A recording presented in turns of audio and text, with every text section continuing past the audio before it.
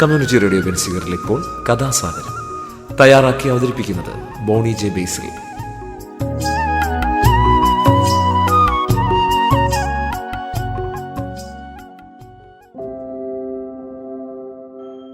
നമസ്കാരം പ്രിയ ശ്രോതാക്കളെ, ഞാൻ ബോണിയാണ്. കഥാസാഗരത്തിൻ്റെ ഏറ്റവും പുതിയ എപ്പിസോഡിലേക്ക് ഏവരെയും സ്വാഗതം ചെയ്യുന്നു. കഥാസാഗരം ആദ്യമായിട്ട് കേൾക്കുന്നവർക്ക് വേണ്ടി പറയുകയാണ്, കഥാസാഗരം കഥകളുടെ പരിപാടിയാണ്. ഓരോ എപ്പിസോഡിലും ഓരോ ചെറിയ കഥ കേൾക്കാം. നാടോടി കഥകളും മുത്തശ്ശി കഥകളും ഇതിഹാസങ്ങളും പുരാണങ്ങളും ഐതിഹ്യങ്ങളും എല്ലാം ഇതിലൂടെ കടന്നു വരുന്നു. അപ്പോൾ ഇന്നത്തെ കഥയിലോട്ട് കടക്കുകയാണ്. ഇന്ന് ഞാൻ മഹാഭാരതത്തിലെ ജന്തുകഥകൾ എന്ന് പറഞ്ഞൊരു പുസ്തകമുണ്ട്, അതിൽ നിന്നെടുത്ത ഒരു കഥയാണ് ഞാൻ പറയാൻ പോകുന്നത്. അപ്പോൾ കേട്ടോളൂ. പണ്ട് കാട്ടിൽ ഒരു ചെറിയ ജീവി ഉണ്ടായിരുന്നു. ഒരു മുയലിൻ്റെ കുട്ടിയുടെ വലുപ്പമേ അതിനുണ്ടായിരുന്നുള്ളൂ. കുഞ്ഞു പന്നി എന്നെല്ലാവരും അതിനെ വിളിച്ചു പോന്നു. കുഞ്ഞു പന്നിക്ക് ഓടാനോ ചാടാനോ കഴിയുകയില്ല. വളരെ പതുക്കെയായിരുന്നു അത് നടന്നുകൊണ്ടിരുന്നത്. അത്രയ്ക്ക് അന്ന് നടക്കാൻ ആകുമായിരുന്നുള്ളൂ. കാട്ടിലെ മൃഗങ്ങളൊക്കെ ഓടിച്ചാടി കളിക്കുന്നത് കാണുമ്പോൾ കുഞ്ഞു പന്നിക്ക് സങ്കടം വരും. തനിക്കിതിനൊന്നും കഴിയുന്നില്ലല്ലോ. അതിനേക്കാൾ കഷ്ടം മറ്റൊന്നാണ്. വേഗം ഓടി മാറാൻ കഴിയാത്തതുകൊണ്ട് അവനെ മറ്റ് മൃഗങ്ങളൊക്കെ അവനെ ഉപദ്രവിക്കുക പതിവാണ്. വലിയ മൃഗങ്ങളൊക്കെ അവനെ തോണ്ടിയും മണ്ടയ്ക്ക് കിഴുക്കിയും സ്വൈര്യം കെടുത്തും. പക്ഷികൾ പറന്നു വന്ന് അവൻ്റെ തലയിൽ ഞോണ്ടുക പതിവായി. അവർക്കൊക്കെ അതൊരു വിനോദമാണ്. അവൻ്റെ വേദനയും അസ്വസ്ഥതയും കണ്ട് അവർ ആസ്വദിക്കുമായി. കുഞ്ഞു പന്നി അവരുടെ ആ കളി വിളയാട്ടത്തിൽ സഹികെട്ടു. താനൊരു പാവമായതുകൊണ്ടല്ലേ അവരൊക്കെ ഇങ്ങനെ ദ്രോഹിക്കുന്നത്. മാന്താനും തോണ്ടാനും വരുന്നവരോട് എതിർക്കാനുള്ള ശക്തിയും തൻ്റെ ഇടവും തനിക്കില്ലാതെ പോയി. ആരോട് പരാതി പറയാൻ? എല്ലാം നിശബ്ദം സഹിക്കുകയാണ്. അല്ലെങ്കിലും ദുർബലരുടെ മേൽ കുതിര കയറാൻ ഒരു മടിയുമില്ല. ആരും ചോദിക്കാനില്ലല്ലോ. ചാഞ്ഞ മരത്തിൽ ആർക്കും ഓടിക്കയറാം. ഏഴകൾ ഒന്നിനും കൊള്ളാത്തവരാണെന്നാണല്ലോ ധാരണ. പക്ഷേ ഈ ഏഴകൾക്കും ഒരു കാലം വരും. അന്ന് ഇവരോടൊക്കെ പകരം വീട്ടണം. അതിന് എന്താണൊരു വഴി? ഒരു ഉപായവും തോന്നുന്നില്ല. ദൈവം തനിക്കൊരു വഴി കാണിച്ചു തരണേ. തന്നെ ദ്രോഹിച്ച എല്ലാ ജീവികളെയും ഭൂതപിശാചുക്കളെയും പോലും ഒരു പാഠം പഠിപ്പിക്കണം. പാഠം പഠിപ്പിക്കുക മാത്രമല്ല, എല്ലാത്തിനെയും കൊന്നുകളയുകയും വേണം. എന്നാലേ തൻ്റെ സങ്കടം തീരൂ. അതിനെന്താണൊരു വഴി? അവൻ ചുഴിഞ്ഞാലോചിച്ചു. മുനിമാരും മറ്റും തപസ് ചെയ്തിട്ടാണ് ശക്തി നേടുക എന്ന് പറഞ്ഞു കേട്ടിട്ടുണ്ട്. തനിക്കും അതുപോലെ തപസ് ചെയ്താലെന്താ? അവൻ ആലോചിച്ചു. അത് തന്നെയാണ് ഉചിതം. കുറേ ദിവസം തപസ് ചെയ്താൽ ബ്രഹ്മദേവൻ പ്രത്യക്ഷപ്പെട്ട് തനിക്ക് വരം തരും. എന്നിട്ട് വേണം സകല ജീവികളോടും പകരം ചോദിക്കാൻ. അതിനുള്ള ശക്തി ബ്രഹ്മാവ് തരും. അവൻ ഉടനെ തപസ് ചെയ്യുവാൻ തീരുമാനിച്ചു. അതിനുവേണ്ട ഒരുക്കങ്ങൾ ചെയ്തു. ഒടുവിൽ കാട്ടിലുള്ള ഒരു പാറയുടെ മുകളിൽ കയറി നിന്ന് തപസ് തുടങ്ങി.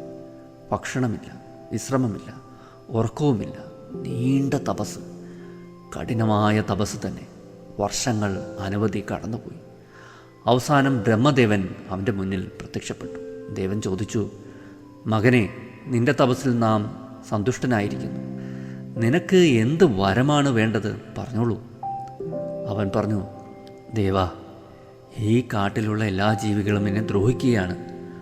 അവരെ എതിരിടാനുള്ള ആയുധം എനിക്ക് നൽകിയാലും ആര് കണ്ടാലും പേടിച്ചോടുന്ന വിധത്തിലുള്ള ആയുധം എൻ്റെ ശരീരത്തിൽ നിറയെ ഉണ്ടാകണം. ഇനി ആരും എന്നെ ദ്രോഹിക്കരുത്. മാത്രമല്ല, എനിക്കവരോടെല്ലാം പകരം വീട്ടുകയും വേണം.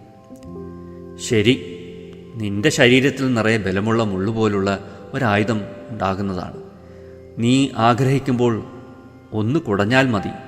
അത് ചെന്ന് ശത്രുക്കളുടെ മേൽ തറയ്ക്കുന്നതും അവ ഓടിപ്പോകുന്നതുമാണ്. അങ്ങനെ എല്ലാവരും നിന്നെ ഭയക്കും. ഉടനെ കുഞ്ഞു പന്നിയുടെ ശരീരത്തിൽ നിറയെ ബലമുള്ള വലിയ മുള്ളുകൾ പ്രത്യക്ഷപ്പെട്ടു. അവൻ സന്തോഷം കൊണ്ട് മതിമറന്ന് തുള്ളിച്ചാടി. ഈ മുള്ളുകൾ കൊണ്ട് സർവത്തിനെയും താൻ നശിപ്പിക്കും, ശത്രുക്കളെ കൊന്നൊടുക്കും. ആ കുഞ്ഞു പന്നിയുടെ ഉള്ളിലുള്ള ആഗ്രഹം ബ്രഹ്മദേവൻ മനസ്സുകൊണ്ട് അറിഞ്ഞു. അദ്ദേഹത്തിന് തോന്നി, ഈ കുഞ്ഞു ജീവി ചില്ലറക്കാരനല്ലല്ലോ. അവനെ ഇങ്ങനെ വിട്ടാൽ അവൻ സകല ജീവികളെയും കൊന്നൊടുക്കുകയില്ലേ? അങ്ങനെ സംഭവിച്ചാൽ എന്തായിരിക്കും അവസ്ഥ? ആട്ടെ, ഇനി എന്താണ് അവൻ്റെ ഉദ്ദേശമെന്ന് ചോദിച്ചറിയാം. ബ്രഹ്മദേവൻ ചോദിച്ചു, മകനെ, ഇനി നിനക്ക് വേറെ എന്ത് ആഗ്രഹമാണ് സാധിക്കാനുള്ളത്? ദേവാ, എൻ്റെ ശക്തി കൊണ്ട് എനിക്ക് ഇവിടെയുള്ള എല്ലാ ജീവികളെയും ജയിക്കാൻ കഴിയണം. വെറുതെ ജയിച്ചാൽ പോരാ, എല്ലാറ്റിനെയും നിഗ്രഹിക്കാൻ കഴിയണം. ഈ ഭൂമിയിലുള്ള എല്ലാ ജീവികളുടെയും അന്തകനാകാൻ കഴിയണം. അതാണ് എൻ്റെ ആഗ്രഹം. അതവിടുന്ന് സാധിപ്പിച്ചു തരണം. അവൻ്റെ ആഗ്രഹം കേട്ട് ബ്രഹ്മദേവൻ ചിന്തിച്ചു, കൊള്ളാമല്ലോ നിൻ്റെ മോഹം. നീ ഈ ലോകം മുഴുവൻ മുടിക്കുമല്ലോ. എന്നാൽ ഞാൻ അതിന് നിന്നെ അനുവദിച്ചിട്ട് വേണ്ടേ? നിനക്ക് എല്ലാ ജീവികളുടെയും അന്തകനാകണം അല്ലേ? അന്തകനാകുന്നതിന് പകരം നീ അന്ധനായി തീരുകയാണ് വേണ്ടത്. ബ്രഹ്മാവ് പറഞ്ഞു, മകനെ, നീ അന്ധകനാകാൻ ആഗ്രഹിക്കുന്നു. അതുകൊണ്ട് നിനക്ക് അന്ധത്വം ഭവിക്കട്ടെ. അത് പറഞ്ഞ് ബ്രഹ്മാവ് അവിടെ നിന്നും മറഞ്ഞു. ഉടനെ കുഞ്ഞുപന്നി അന്ധനായിത്തീർന്നു. ഒന്നും കാണാൻ കഴിയാത്ത അവസ്ഥ. കണ്ണുകളിൽ കുരാക്കുരുട്ട്. ഈ മനോഹരമായ വനാന്തരീക്ഷം അല്പം പോലും കാണാൻ കഴിയുന്നില്ല. ഇനി എന്തു ചെയ്യും? എങ്ങനെ ജീവിക്കും? കണ്ണില്ലാത്തവന് ചെവിയാണ് മാർഗദർശി എന്ന് കേട്ടിട്ടുണ്ട്. കാതുകൾ അവൻ്റെ സഹായത്തിനെത്തി. മറ്റ് ജീവികൾ അരികിലെത്തുമ്പോൾ ആ ശബ്ദം കൊണ്ട് അവനവരെ തിരിച്ചറിയാൻ കഴിഞ്ഞു. ഉടനെ അവൻ ശരീരമൊന്ന് കുടയും. അപ്പോൾ ശരീരത്തിൽ നിന്ന് തെറിക്കുന്ന മുള്ളുകൾ ശത്രുവിൻ്റെ ദേഹത്ത് തറയ്ക്കും. അതിൻ്റെ കടച്ചിൽ സഹിക്കാതെ ഏതാനും നിമിഷങ്ങൾ കഴിയുമ്പോഴേക്കും അവ ചത്തു വീഴും. എന്നിട്ടും അവൻ്റെ കോപവും അഹങ്കാരവും അടങ്ങിയില്ല. തൻ്റെ കാഴ്ചശക്തി നഷ്ടപ്പെട്ടു. അതിനെന്താ, തനിക്കിപ്പോഴും ശത്രുക്കളെ ഓരോന്നോരോന്നായി കൊല്ലാൻ കഴിയുന്നില്ലേ? അങ്ങനെ ഇവറ്റുകളെയെല്ലാം കൊന്നൊടുക്കിയാലേ തൻ്റെ അരിശം തീരൂ. ആ തീരുമാനത്തിൽ ഉറച്ച് അവൻ അവിടെ തന്നെ കഴിഞ്ഞുകൂടി. ശത്രുക്കളെ അവരുടെ ശബ്ദം കേട്ട് തിരിച്ചറിഞ്ഞു. അരികിൽ കൂടി പോകുന്ന ഏത് ജീവിയുടെയും ശബ്ദം അവൻ്റെ ചെവി പിടിച്ചെടുക്കും. സ്വന്തം മാളത്തിലേക്കുള്ള വഴിയാണെങ്കിൽ അവൻ തപ്പിത്തടഞ്ഞ് കണ്ടുപിടിച്ചു. വെള്ളം കുടിക്കാൻ തോന്നുമ്പോൾ ചീവീടുകളുടെയും തവളകളുടെയും ഒക്കെ ശബ്ദം കേട്ട് വെള്ളമുള്ള സ്ഥലമേതെന്ന് തിരിച്ചറിയും. എന്നിട്ട് തപ്പി ഇറങ്ങി വെള്ളം കുടിക്കും. അങ്ങനെ അവൻ എവിടെയും പോകാൻ പ്രാപ്തനായി. മറ്റു ജീവികൾ അടുത്തെത്തിയാൽ അവയുടെ കാലടി ശബ്ദമോ മറ്റോ ശ്രവിച്ച് അവയെ തിരിച്ചറിഞ്ഞ് പകപോക്കും. അടുത്തെത്തുന്ന ജീവിയെ കൊന്നുകളഞ്ഞാലേ അവന് സമാധാനമാക്കും. ജീവികുലത്തോട് മുഴുവൻ പകപോക്കുന്നതിനാണ് തൻ്റെ ശേഷിച്ച ജീവിതം അവൻ തീരുമാനിച്ചു. മറ്റ് ജീവികളൊക്കെ അവനെ കുഞ്ഞു പന്നി എന്നാണ് വിളിച്ചിരുന്നത്. എന്നാലിപ്പോൾ ആ പേരിന് മാറ്റം വന്നിരിക്കുന്നു. ശരീരം മുഴുവൻ മുള്ളുകളുമായി നടക്കുന്ന അവനെ മുള്ളൻ എന്നാണ് വിളിക്കുക. ആ വിളിക്ക് ഭംഗി പോരെന്ന് തോന്നിയതുകൊണ്ട് അവർ മുള്ളൻ പന്നി എന്ന് വിളിക്കാൻ തുടങ്ങി. പുതിയ പേര് അവനിഷ്ടമായി, മുള്ളൻ പന്നി. ആ കാടിൻ്റെ മറ്റൊരിടത്തായി ഒരു വേടൻ കുടിൽ കെട്ടി താമസിച്ചിരുന്നു. വേടൻ ഒറ്റയ്ക്കല്ല, വയസ്സായ അച്ഛനമ്മമാരും ഭാര്യയും കുട്ടികളും ഒക്കെയായി കുടുംബമായാണ് അവൻ താമസിച്ചിരുന്നത്. മാതാപിതാക്കൾക്ക് വയസ്സായതിനാൽ പുറത്തിറങ്ങുന്നതിനോ ജോലി ചെയ്യുന്നതിനോ കഴിഞ്ഞിരുന്നില്ല. അതുകൊണ്ട് അവർ കുടിലിനുള്ളിൽ ഇരിക്കുക മാത്രമേ ഉള്ളൂ. ഭാര്യയ്ക്കാണെങ്കിൽ വീട്ടിലെ ജോലികൾ ചെയ്യണം, കുട്ടികളുടെ കാര്യങ്ങൾ നോക്കണം, മാതാപിതാക്കളുടെ ആവശ്യങ്ങൾ നിറവേറ്റണം. കുട്ടികളധികം പ്രായമാകാത്തതിനാൽ കുടിലിൽ തന്നെ കഴിയുന്നു. വേടൻ കാട്ടിൽ പോയി അമ്പെയ്ത് പിടിച്ചുകൊണ്ടുവരുന്ന മൃഗത്തിൻ്റെ മാംസമാണ് അവരുടെ ഭക്ഷണം. അതവർ പങ്കിട്ടെടുത്ത് സ്വാദോടെ കഴിക്കും. ഇപ്രകാരമാണ് നിത്യജീവിതം. എന്നും രാവിലെ വേടൻ അമ്പും വില്ലും എടുത്ത് കാട്ടിൽ പോകും. കുറേ നടക്കും. ദൂരെ എവിടെയെങ്കിലും നിൽക്കുന്ന മാനിനെ കണ്ടെത്തും. മാനിൻ്റെ മാംസമാണ് വേട കുടുംബത്തിൻ്റെ ഇഷ്ടഭക്ഷണം. അതുകൊണ്ട് മാനിനെ കാണുന്നതുവരെ നടക്കും. കണ്ടെത്തിയാൽ പതുങ്ങി നടന്ന് അതിൻ്റെ പരമാവധി അടുത്തെത്തും. എന്നിട്ട് ഒളിയിടത്തിലിരുന്ന് വില്ല് കുലച്ച് വലിച്ച് വിടും. അമ്പുകൊണ്ട മാൻ മരണവെപ്രാളത്തോടെ ഓടും. വേടൻ അതിൻ്റെ പിന്നാലെ. ഓടി തളർന്ന മാൻ കുഴഞ്ഞു വീഴും. അപ്പോൾ വേടൻ അതിനെ എടുത്ത് കുടിലിലേക്ക് കൊണ്ടുപോകും. മാനിനെ കിട്ടിയാൽ കുടുംബത്തിലുള്ള എല്ലാവർക്കും കുശാലായി. അതിനെ വേവിച്ച് എല്ലാവരും പങ്കിട്ടെടുത്ത് കഴിക്കും. ദിവസേന ഒരു മാനിനെ മാത്രമേ വേടൻ പിടിക്കുകയുള്ളൂ. തങ്ങളുടെ ജീവൻ നിലനിർത്തുന്നതിനുള്ള ഭക്ഷണത്തിന് മാത്രമുള്ളത്. മാനിനെ കിട്ടാത്ത ദിവസമേ മറ്റ് ജീവികളെ അമ്പെയ്ത് പിടിക്കുകയുള്ളൂ. അനാവശ്യമായി ഒരു മൃഗത്തെയും വേടൻ ദ്രോഹിക്കുകയില്ല, ഭയപ്പെടുത്തുക പോലുമില്ല. അതാണ് അവൻ്റെ സ്വഭാവം. അങ്ങനെ മാനിനെ വേട്ടയാടി അവനും കുടുംബവും കഴിഞ്ഞു. മറ്റൊരു ജോലിയും അവനില്ല, ചെയ്യാൻ അറിയുകയുമില്ല. ഒരു ദിവസം കാട്ടിലേക്ക് പോയ അവൻ മാനിനെ അന്വേഷിച്ച് നടക്കുകയാണ്. കുറേ ദൂരം നടന്നു. ഒരൊറ്റ മാനിനെയും കണ്ടെത്താൻ കഴിഞ്ഞില്ല. നടത്തം തന്നെ നടത്തം. ഉച്ച കഴിഞ്ഞു. മാൻ പോയിട്ട് ഒരു മൃഗത്തെയും ഇനി കണ്ടെത്താൻ കഴിഞ്ഞിട്ടില്ല. മാനില്ലെങ്കിൽ വേണ്ട, മറ്റേതെങ്കിലും മൃഗത്തെ കാണേണ്ടേ? അതും ഉണ്ടായില്ല. അമ്പും വില്ലും പിടിച്ച് ആശ കൈവിടാതെ വേടൻ മുമ്പോട്ട് തന്നെ നടത്തം തുടർന്നു. നടന്ന് അവൻ ക്ഷീണിച്ചു. രാവിലെ തുടങ്ങിയ നടത്തമാണ്. ഇപ്പോൾ സൂര്യൻ ചാഞ്ഞു കഴിഞ്ഞു. ക്ഷീണത്തേക്കാൾ വിശപ്പും ദാഹവും. കുറച്ച് വെള്ളം കിട്ടിയിരുന്നെങ്കിൽ അത് കുടിച്ച് ആശ്വസിക്കാമായിരുന്നു. അതിനുവേണ്ടി കാട്ടുചോല തേടിയായി പിന്നത്തെ നടത്തം. കുറച്ച് ദൂരം പോയപ്പോൾ തെളിനീരൊഴുകുന്ന ഒരു ചോല. വേടൻ അതിന് സമീപത്തേക്ക് നടന്നു. അപ്പോഴതാ അതിൽ ഇറങ്ങി നിന്ന ഒരു ജീവി വെള്ളം കുടിക്കുന്നു. വേടൻ്റെ കാലടി ഒച്ച കേട്ടപ്പോൾ ആ ജീവി ചെവിവട്ടം പിടിച്ച് ശ്രദ്ധിച്ചു നിന്നു. അത് ശരീരത്തിലെ മുള്ളുകൾ നിവർത്തിപ്പിടിച്ചു. ഇതെന്ത് ജീവി? വേടൻ അത്ഭുതത്തോടെ അതിനെ നോക്കി. അതുപോലൊരു ജീവിയെ അവൻ ഇതുവരെ കണ്ടിട്ടില്ല. ഈ ജീവി തീരെ ചെറുതാണ്. എല്ലാവർക്കും കൂടി ഒരു നേരത്തേക്ക് തികയുകയില്ല. എന്തായാലും കിട്ടിയതിനെ വിടണ്ട. വേടൻ ഒരു മരത്തിൻ്റെ മറവിൽ പതുങ്ങി നിന്ന് അതിനു നേരെ അമ്പെയ്തു. അമ്പുകൊണ്ട മുള്ളൻ പന്നി വീണു. അല്പനേരം അത് പിടഞ്ഞു. അനന്തരം അത് അവിടെ കിടന്ന് തന്നെ ചത്തു. ഈ സമയത്ത് ആകാശത്തു നിന്ന് ആരോ പൂക്കൾ വാരിയെറിഞ്ഞു. മുകളിൽ നിന്ന് അപ്സരസ്സുകളുടെയും യക്ഷഗന്ധർവ കിന്നരന്മാരുടെയുമൊക്കെ കൊട്ടും പാട്ടും നൃത്തത്തിൻ്റെ ശബ്ദവീചികളും കേൾക്കുമാറായി. അതെല്ലാം കണ്ടും കേട്ടും വിസ്മിത നേത്രനായിപ്പോയി വേടൻ. അല്പം കഴിഞ്ഞപ്പോഴേക്കും അതാ ഒരു സ്വർണരഥം വായുവിൽ കൂടി ഇറങ്ങി വരുന്നു. ആ രഥം വേടന് സമീപം വന്നു നിന്നു.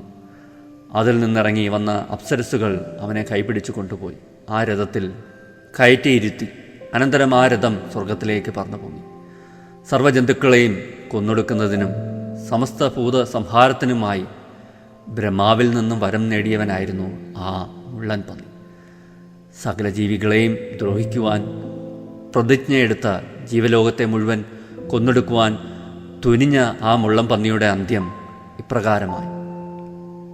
ജന്തുസംഹാരകനായ അതിനെ കൊന്ന വേടൻ സ്വർഗത്തിലേക്ക് ഉയർന്നുപോയി. സസ്യങ്ങളും ജന്തുക്കളും മനുഷ്യന് വേണ്ടി ഉണ്ടായതാണ്. മനുഷ്യൻ്റെ ആഹാരമാണ് ഇവ രണ്ടും. എന്നാൽ അനർഹമായി ഇവയെ നശിപ്പിക്കരുത്.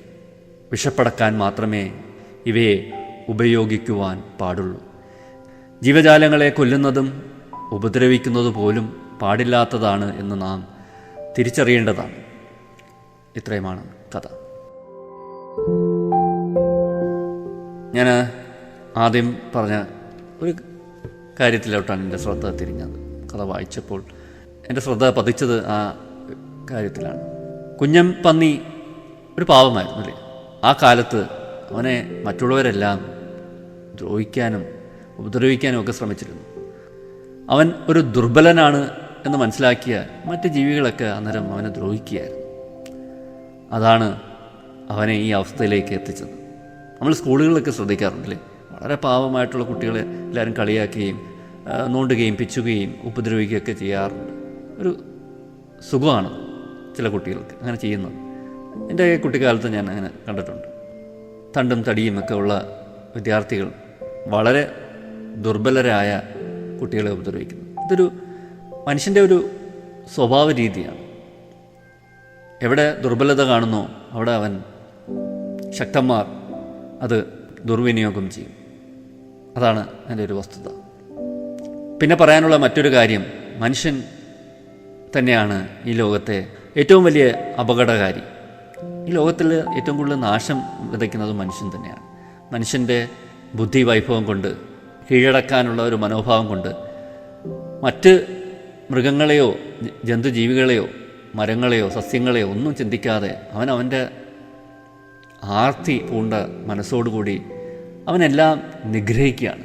അവൻ്റെ സമ്പത്ത് വർദ്ധിപ്പിക്കാനും അവൻ്റെ ഉയർച്ചയ്ക്കും വേണ്ടി അല്ലെങ്കിൽ അവൻ്റെ യശസ് ഉയരാനും വേണ്ടിയൊക്കെ ഒരു നിഗ്രഹിക്കുന്ന ഒരു മനോഭാവമാണ്. ധനത്തെ ധനം സമ്പാദിക്കുക അല്ലെങ്കിൽ അങ്ങ് സമ്പാദിക്കുക, പണക്കാരനാവുക, അങ്ങനെയൊക്കെ ചില പിന്തുടർന്നു വരുന്ന ചില സമ്പ്രദായങ്ങൾക്ക് വിധേയമായി അവൻ സമ്പത്തുണ്ടാക്കാനും അധികാരം പിടിച്ചെടുക്കാനും ഒക്കെയുള്ള വ്യഗ്രതയിൽ എന്തൊക്കെ നാശമാണ് ഭൂമിയിൽ ഉണ്ടാക്കുന്നത്. ഇത്രയും പറഞ്ഞുകൊണ്ട് ഇന്നത്തെ കഥാസാഗരം ഞാനിവിടെ അവസാനിപ്പിക്കുന്നു. അടുത്ത എപ്പിസോഡിൽ പുതിയൊരു കഥയും പുതിയ കുറച്ച് വിശേഷങ്ങളുമായി നമുക്ക് വീണ്ടും കേട്ടുമുട്ടാം. തൽക്കാലം വിടവാങ്ങിയാണ്. Signing off, Boni. Community radio ബെൻസിഗറിൽ നിങ്ങളിപ്പോൾ കേട്ടത് കഥാസാഗരം. തയ്യാറാക്കി അവതരിപ്പിച്ചത് ബോണി ജെ ബേസിൽ.